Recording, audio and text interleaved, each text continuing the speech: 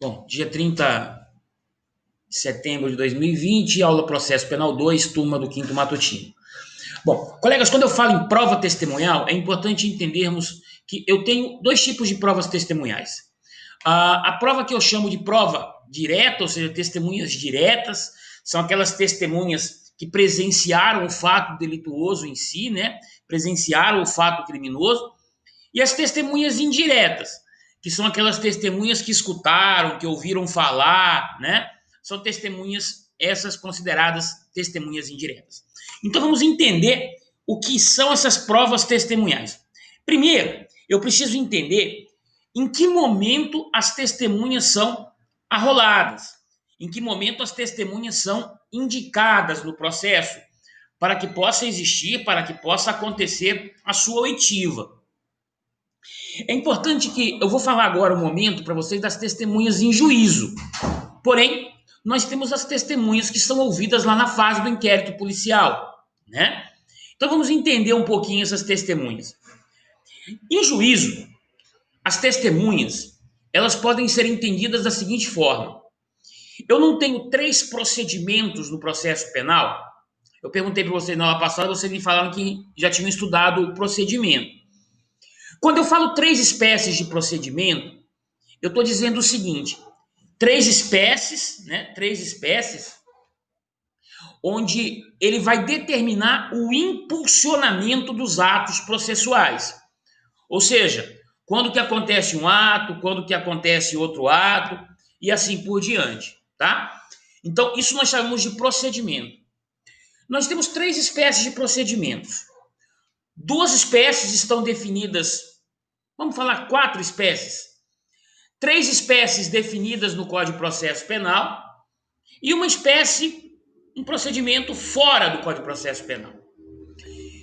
Professor, vamos entender então. Quais são os procedimentos dentro do Código de Processo Penal? O primeiro, eu tenho o chamado procedimento ordinário.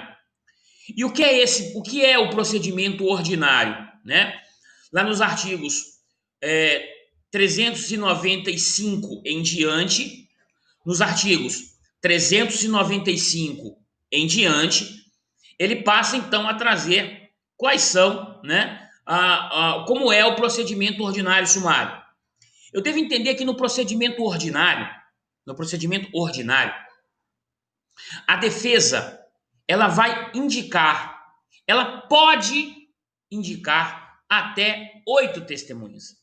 Aí você vai me perguntar assim, professor, quando eu terei o procedimento ordinário? Então, colegas, nós vamos dar um pulinho, vocês vão comigo, lá no artigo 395, todos comigo, lá no artigo 395, e nesse artigo 395,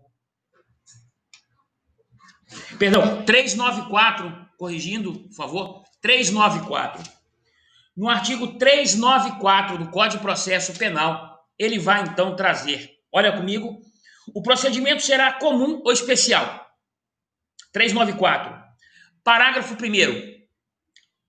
O procedimento comum será ordinário, sumário ou sumaríssimo. Inciso 1. Procedimento ordinário. Quando tiver por objeto crime cuja sanção máxima combinada for igual ou superior a 4 anos.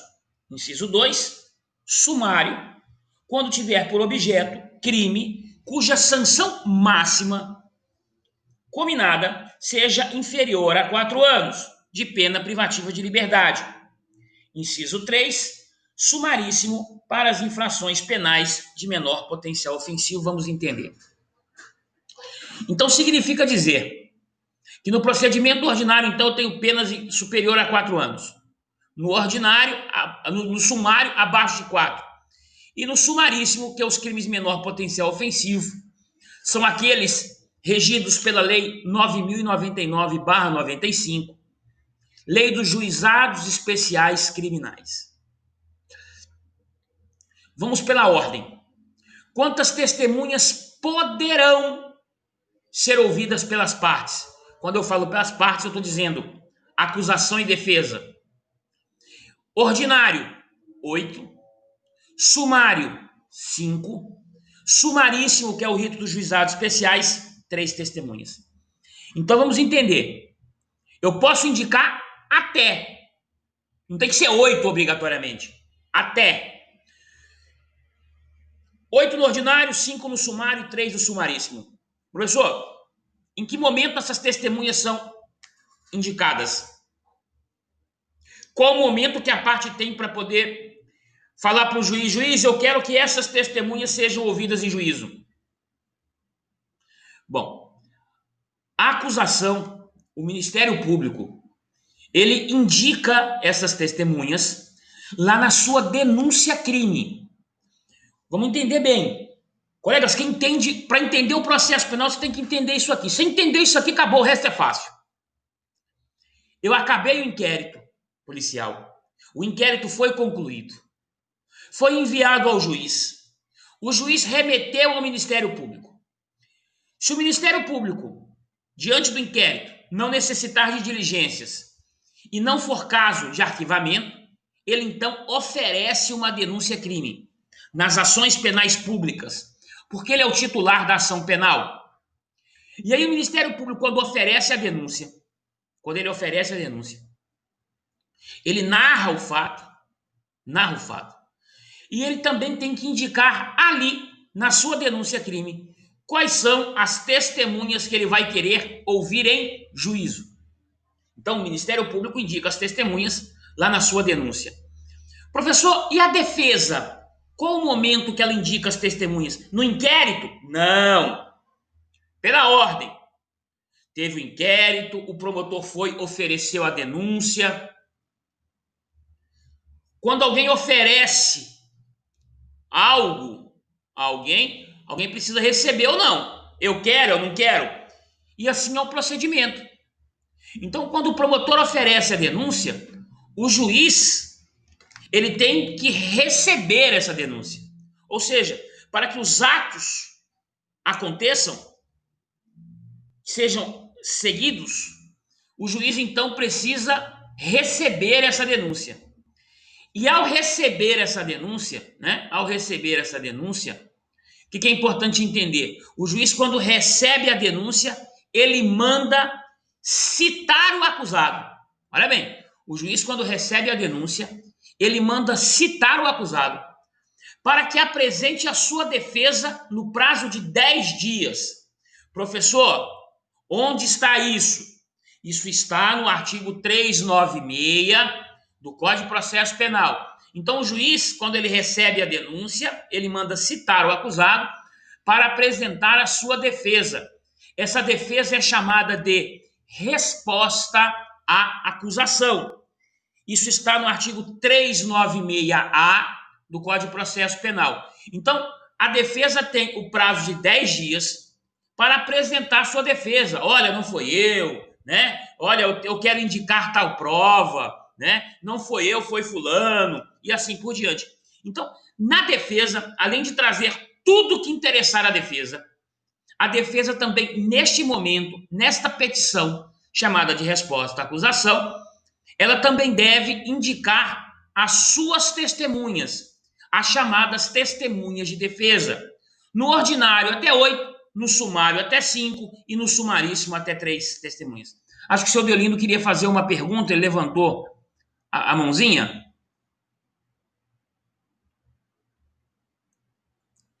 Quer fazer alguma pergunta, senhor Deolindo? Pode fazer, fica à vontade. Não? Não quer fazer? Tá com a mãozinha levantada aqui? Não quer fazer a pergunta? Então tá bom. Colegas, fiquem à vontade para poder fazer as perguntas no momento que entender necessário, tá? Não tem aqui momento para você fazer a pergunta, não. Qualquer momento, por favor, pode fazer a pergunta, tá bom? Então, beleza. Bom, vamos então na sequência, então. Então, já sabemos o momento que as testemunhas são indicadas. Já sabemos o número de testemunhas. Já sabemos que a prova testemunhal ela tem valor. Vamos agora entender, lá no artigo 202 ao artigo 225, se todo mundo é obrigado a depor, então nós vamos nessa ordem. Todos são obrigados a serem testemunhas? Eu posso recusar ser testemunha? Em algumas situações pode. Então, em algumas situações, eu posso me recusar a prestar o depoimento, as minhas declarações. Em outras situações, eu sou proibido de depor. Em outras situações, a, a, a, as declarações podem acontecer de forma por escrito, como é o caso do presidente da República, por sinal, é um momento que está acontecendo agora no ordenamento jurídico. Tudo bem? Então vamos entender aí no Código de Processo Penal como que vai isso acontecer. Então vamos lá. Artigo 202, então, ele começa dizendo o seguinte: como regra geral, toda pessoa poderá ser testemunha. Então, como regra do Código de Processo Penal, ninguém pode se eximir de prestar suas declarações, né? Ou seja, de estar em juízo para que seja ouvida enquanto testemunha. Legal. Professor, a testemunha fará o compromisso em dizer a verdade, né? Então, o próprio artigo 203 estabelece isso. A testemunha fará, sob palavra de honra, a promessa de dizer a verdade do que souber e lhe for perguntado, devendo declarar, no artigo 203 ele é claro, seu nome, sua idade, sua residência, lugar em que exerce sua atividade, se é parente da vítima, em que grau de alguma das partes, quais suas relações com qualquer delas e relatar o que souber, explicando sempre as razões da sua ciência ou as circunstâncias pelas quais se possa avaliar sua credibilidade. Outra coisa. Então, professor, significa dizer que a testemunha ela presta o compromisso legal em dizer a verdade. Então, quando a testemunha é ouvida, né, ela presta o compromisso em dizer a verdade. Então, uma testemunha, se ela mentir, se ela alterar a verdade dos fatos, ela responde por um crime, né, chamado falso testemunho. Né? Falso testemunho, artigo 342 do Código Penal, é o crime de falso testemunho. Tá? Então, a testemunha mentiu em juízo, ela responde, então, por o crime de falso testemunho. Então, a testemunha, ela deve, então, obrigatoriamente dizer a verdade. Outra coisa, a testemunha é ouvida em audiência, como regra. A testemunha é ouvida em audiência. A testemunha não pode levar as declarações dela por escrito, né? O Código de Processo Penal estabelece isso. A testemunha não pode levar as suas declarações, o seu depoimento por escrito, pedir para alguém falar, né? Pedir para o advogado redigir, de forma nenhuma, né? A testemunha, então, ela tem que prestar o seu depoimento, a sua declaração de forma oral, e isso, então, é atermado. O que é atermado? É tomado por termo, né, e levado aos autos. Hoje nós já sabemos que hoje o que acontece é a audiência ela é gravada. Então a testemunha então ela responde às perguntas que são formuladas pelas partes, né, e pelo juiz, né? Então pelas partes e pelo juiz, tá bom? Bom, vamos lá então. Porém, é muito comum quem já teve a oportunidade de assistir a oitiva de uma testemunha. Por sinal, eu vou disponibilizar para vocês a oitiva de uma testemunha para que a gente possa acompanhar, que vocês possam entender como que é uma oitiva de uma testemunha. Se a testemunha é uma testemunha de acusação, quem começa a perguntar para ela é quem indicou. Então, a testemunha de acusação, quem que indicou nos autos? O Ministério Público. Quem começa a perguntar para a testemunha é o próprio promotor de justiça. Ele não faz a pergunta para o juiz, depois... Não. Essa pergunta é feita diretamente à testemunha.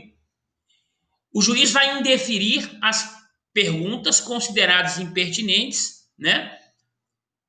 Ou perguntas que não têm nada a ver com o processo, ou perguntas que muitas vezes afirmam. E ele, então, indefere a pergunta, tá?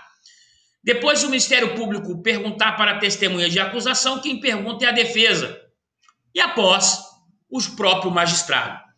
Porém, se as testemunhas forem da defesa, quem começa a perguntar é quem indicou. Quem indicou? A defesa, o advogado.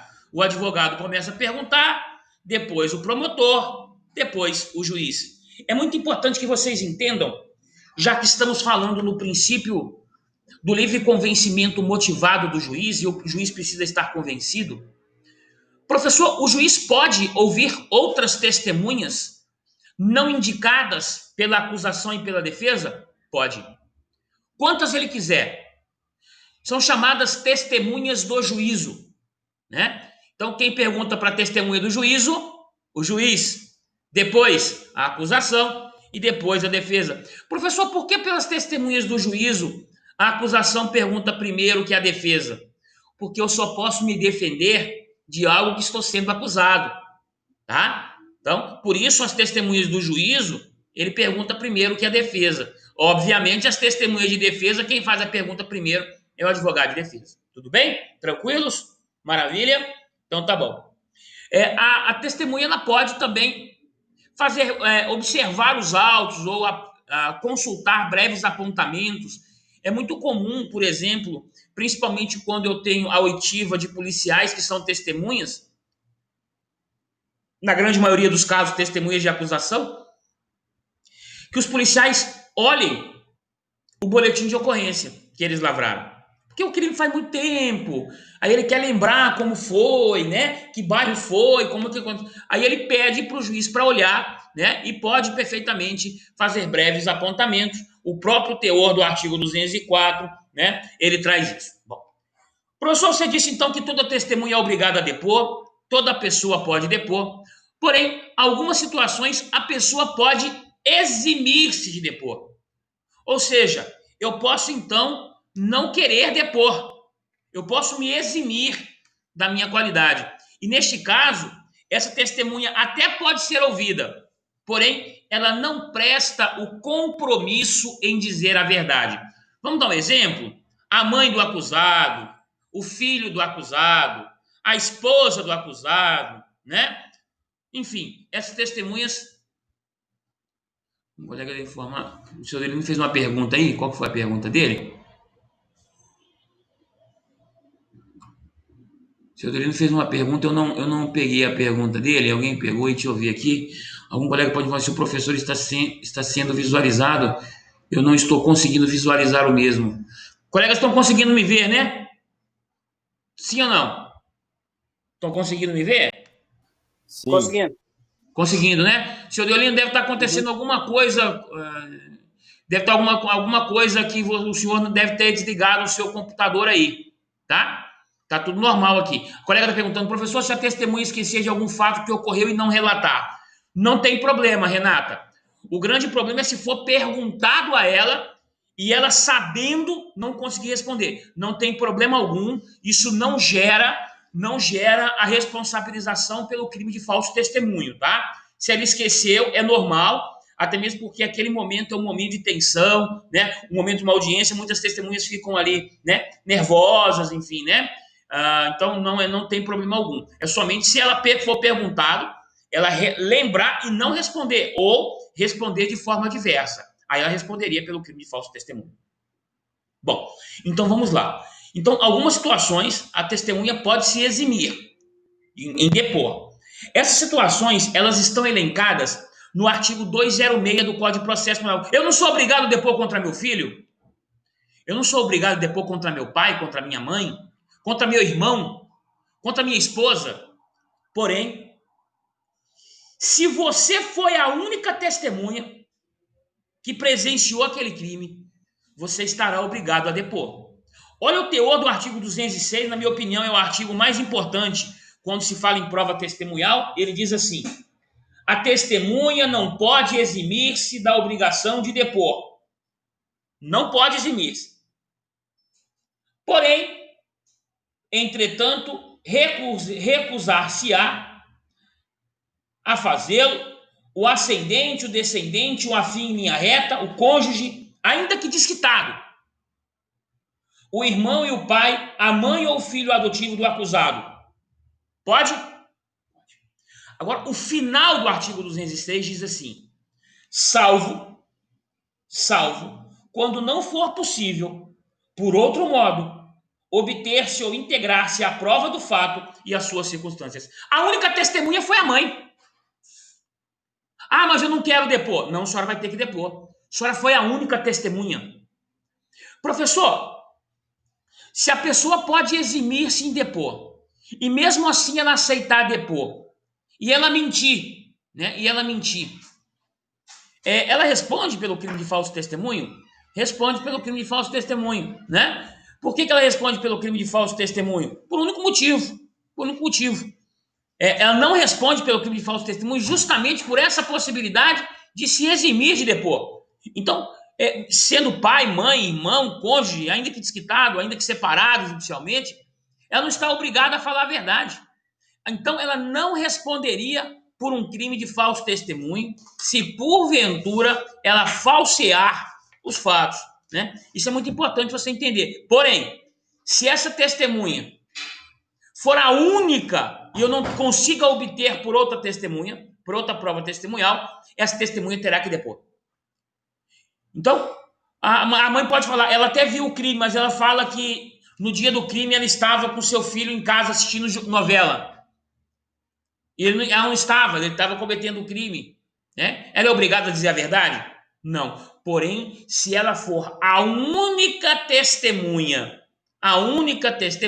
ela estará obrigada a depor e ela deverá então prestar o compromisso. Então, ela é advertida, né? O juiz, quando começa a ouvir, ele adverte: ó, se a senhora mentir, ou se a testemunha mentir, você será responsabilizado por um crime de falso testemunho, né?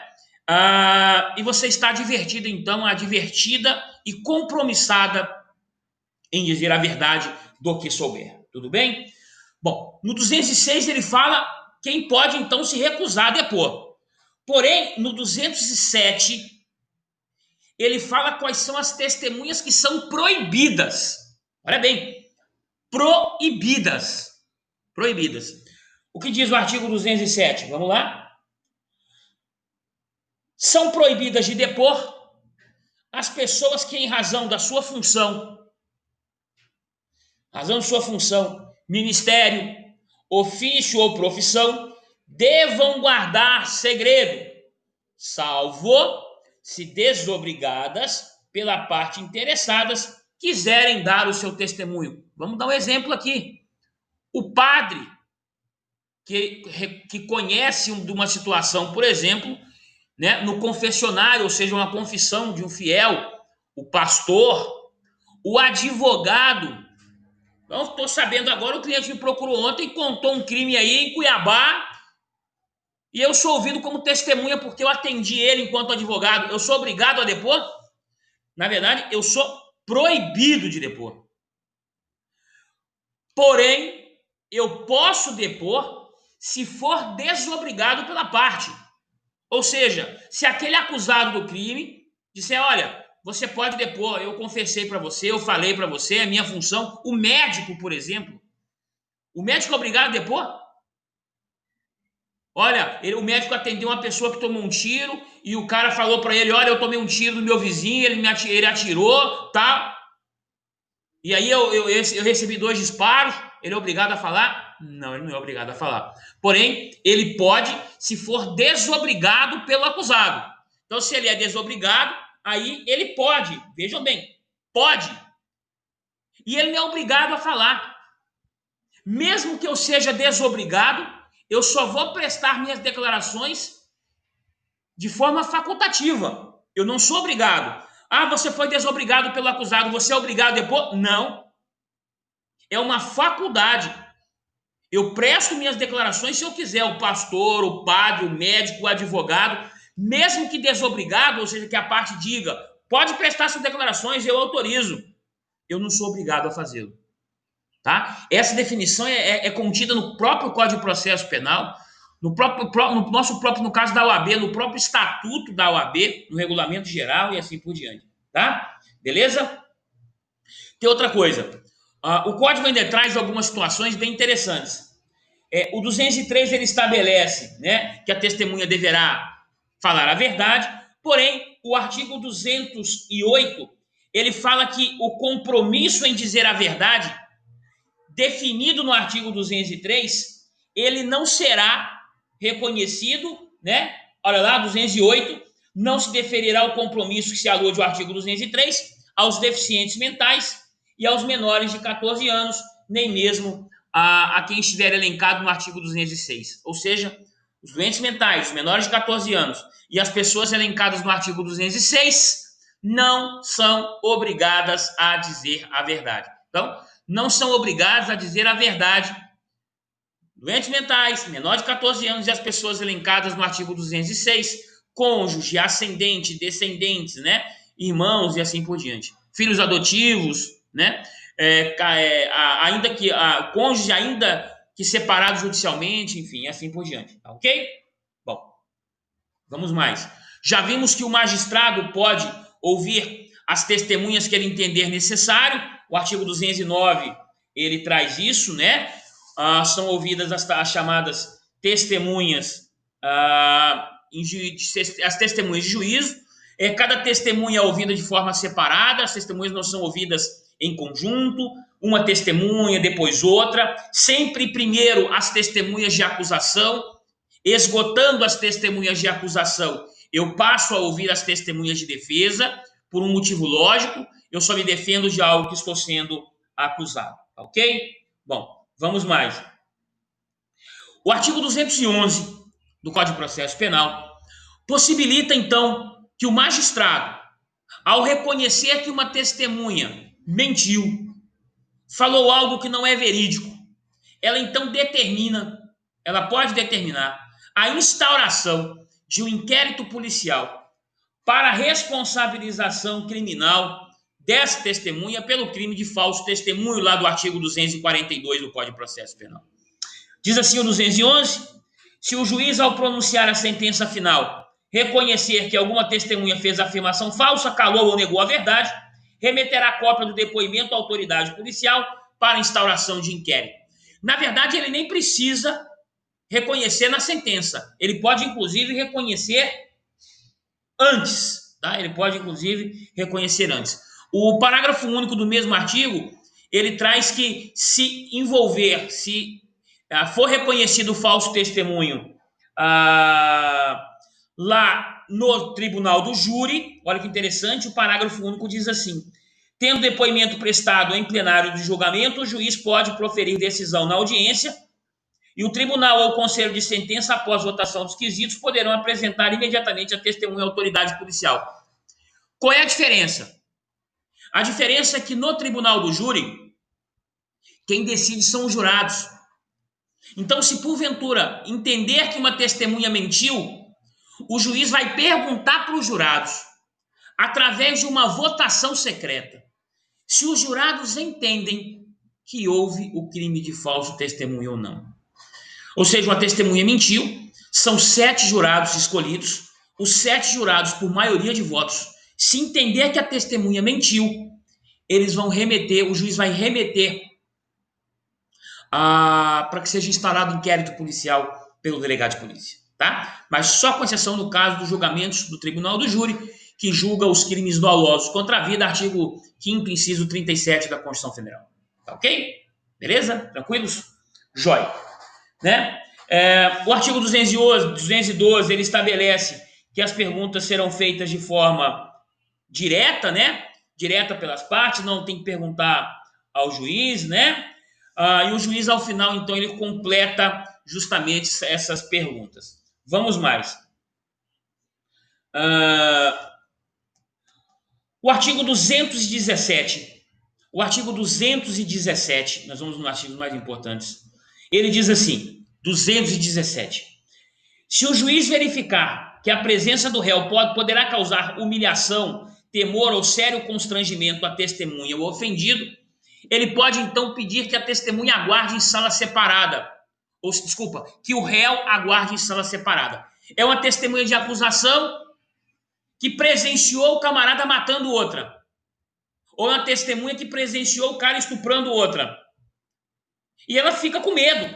Ela causa temor, né? Em prestar suas declarações ali na presença do réu, porque o réu está na sala. Então, com fulcro no artigo 217, o juiz pode, então, pedir que o acusado aguarde em local separado, ou seja, ele pede, então, para que seja retirado da sala de audiências o réu, tá? O artigo 217, ele permite justamente isso, tá ok? Bom, professor, A testemunha é obrigada a comparecer em juízo para prestar suas declarações? Ou eu tenho que perguntar para a testemunha se ela aceita prestar suas declarações? Uma testemunha que presenciou um crime, uma testemunha que sabe informações acerca daquele crime, ela pode se recusar? Nós já vimos as situações que a pessoa pode se recusar. Já vimos as situações que elas são proibidas. Agora, uma situação que a pessoa não pode se eximir, uma situação que a pessoa não está proibida, ela é obrigada a depor? Ela é obrigada a depor. Ah, isso vai contrário à minha religião, né? Eu não gosto de de emitir minha opinião. Atenção, o artigo 218, ele traz de forma bem clara o seguinte: 218. Se regularmente intimada, a testemunha deixar de comparecer sem motivo justificado, o juiz poderá requisitar à autoridade policial a sua apresentação ou determinar que seja produzida por oficial de justiça que poderá pedir auxílio da força pública. Ou seja, lembra que o ofendido pode ser conduzido coercitivamente? A testemunha também. Eu me recordo de uma situação que eu tive a oportunidade de conhecer uma vez, em que a testemunha falou que não iria em juízo, chegou a intimação, o oficial foi lá entregar, ela disse para o oficial que não iria, porque ela não era obrigada a estar lá, e ela não iria gastar dinheiro para sair da sua casa e perder trabalho para prestar declarações. E o oficial colocou isso, né, em sua certidão. O oficial certificou. E aí o juiz, então, diante disso, na hora da audiência, parou, falou para o oficial de justiça: por favor, o senhor pegue o reforço policial e vá buscar a testemunha-chave. Buscou a testemunha com a polícia. A audiência aconteceu, tudo normal, ela foi ouvida, indignada, nervosa. Ao final, quando acabou a audiência, o juiz foi sair da sala, a testemunha estava sentada ao lado de fora. Falou: ô juiz, eu quero falar com o senhor. Eu falei: pois não. O senhor mandou me buscar lá em casa para prestar declarações com a polícia. Eu falei: sim, senhor. E agora o senhor, por favor, mande me levar, porque eu não tenho condições de ir até minha casa. O juiz falou assim: a lei manda só eu conduzir. A lei não manda que eu leve o senhor de volta. Como o senhor vai voltar, desculpa, é um problema seu e não meu. A lei manda eu te buscar de forma coercitiva. A lei não manda eu retornar você até sua casa com o custo pelo Estado, né? Tudo bem? Tranquilos? Beleza? Esse fato foi real. Eu tive a oportunidade de presenciar. Beleza? Tá bom. Beleza, então, o artigo 218 ele traz justamente isso, essa possibilidade da condução coercitiva, e aí ele traz algo que não se aplica ao ofendido, não se aplica ao acusado em seu momento do interrogatório. Professor, uma testemunha que não presta suas declarações, que não vai em juízo prestar suas declarações, ela pode receber alguma sanção? Criminal, não. Agora, dá uma olhadinha comigo o que diz o artigo 219 do Código de Processo Penal. Ela pode ser condenada a pagar a multa. Olha lá o 219. O juiz poderá aplicar à testemunha faltosa a multa prevista no artigo 453, sem prejuízo do processo por crime de desobediência, não falso testemunho. Crime de desobediência, ou seja, desobediência é desobedecer uma ordem emanada por uma autoridade pública, né? Não pelo crime de falso testemunho, mas pelo crime de desobediência, e condenada ao pagamento das custas da diligência. Então, a testemunha não vai, foi intimada, não compareceu por motivo justificado, ela pode ser responsabilizada pelo crime de desobediência. O Código de Processo Penal traz isso. Qual artigo que está a desobediência? Vamos dar uma olhadinha comigo? É no 300 e... deixa eu ver aqui... 330. O artigo 330 do Código Penal, ele traz assim, ó: desobedecer ordem legal de funcionário público, pena detenção de 15 dias a 6 meses, né? Então tá lá no artigo 330, o crime de desobediência. Maravilha? Tá. Vamos lá. Então não compareceu, multa e a responsabilização pelo crime de desobediência, isso trazido aqui no artigo 219. Acho que todos acompanharam uma situação que aconteceu essa semana, ou semana passada, não me recordo, em que surgiu na imprensa uma notícia que o presidente da República foi chamado para um determinado processo, né, nos autos lá pelo Supremo Tribunal Federal, e ele teria que ser ouvido. E, na verdade, quando ele é testemunha, ele pode prestar por escrito. Porém, quando ele é réu, não tem cabimento o depoimento por escrito. E parece que naquela situação ele estava como réu e não como testemunha. Vamos dar uma olhadinha no que diz o artigo 221 do Código de Processo Penal. Quem pode prestar declarações como testemunha por escrito? Olha lá o 221. O presidente, o vice-presidente, senadores, deputados federais, ministros de Estado, governadores de Estado, secretário de Estado, prefeito, deputados das Assembleias Legislativas Estaduais, membros do Poder Judiciário, ministros, juízes do Tribunais de Contas da União, juízes dos estados, do DF, bem como do Tribunal Marítimo, serão inquiridos em local e dia previamente ajustados entre eles. Maravilha, vamos lá por parte. Então, eles vão combinar o dia em que serão ouvidos como testemunhas. Todas essas pessoas que eu acabei de elencar. Então, você vai ser ouvido dia 14. Então, dia 14 não. Mas eu posso ser ouvido dia 28. Tranquilo? Vai ter um ajuste para essas declarações. Olha o que diz o parágrafo 1º do artigo 221. 221, parágrafo 1º.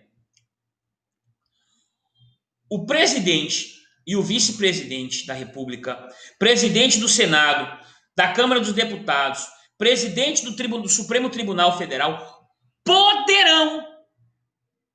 poderão optar pela prestação de depoimentos por escrito, caso em que as perguntas pelo juiz serão lhe transmitidas por ofício. Então, presidente da República, vice-presidente, presidente do Senado, presidente da Câmara dos Deputados, presidente do Supremo Tribunal Federal, não são os membros do Senado, membros da Câmara dos Deputados. Pelo contrário, presidente da República, vice-presidente, presidente do Senado, presidente da Câmara de Deputados e presidente do Supremo Tribunal Federal poderão, facultativo, prestar seu depoimento por suas declarações enquanto testemunha por escrito. E as perguntas são feitas via ofício pelo magistrado por escrito.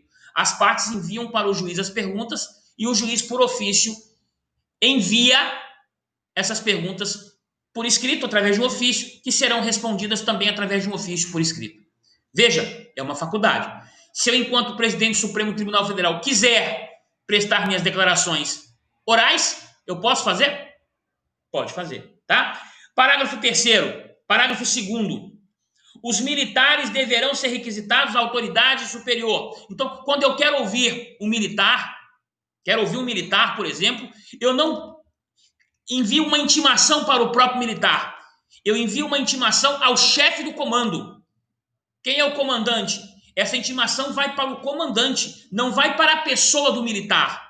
Vai para o seu comandante que recebe essa intimação para que ele, naquele dia, compareça naquela audiência, tá? Não significa dizer que ele não vá. Então, é um soldado da Polícia Militar que fez uma prisão em flagrante e foi arrolado pelo Ministério Público como testemunha de acusação. No dia da audiência, o juiz manda, então, uma intimação, uma requisição ao comando a que pertence aquele policial militar, tá? É o artigo 221, parágrafo 2º. E se a testemunha for funcionário público, o parágrafo 3º determina, então, que deve ser expedido, então, um mandado, né, ao chefe imediato. É isso que diz o parágrafo 3º, ele diz assim: aos funcionários públicos, aplicar-se-á o disposto no artigo 218, devendo, porém, a expedição do mandado ser imediatamente comunicada ao chefe da repartição em que servir, com indicação e horário. Então, se for funcionário público, não, a intimação não vai para ele, vai para o chefe do setor em que ele trabalha, tá? Os demais artigos, o 222, por exemplo, ele deixa bem claro. Professor, se uma testemunha mora em outra cidade, o crime foi aqui em Cuiabá e a testemunha mora em Florianópolis, eu vou mandar uma intimação daqui para que a testemunha de Florianópolis compareça aqui em Cuiabá? Não. Eu vou expedir o que nós chamamos de carta precatória. O que é uma carta precatória? Eu vou pedir, então, para que o juiz lá de Florianópolis possa ouvir a testemunha, tá? Possa ouvir a testemunha. Hoje, isso pode ser feito pelo sistema de videoconferência, tá? O artigo 222 diz justamente isso.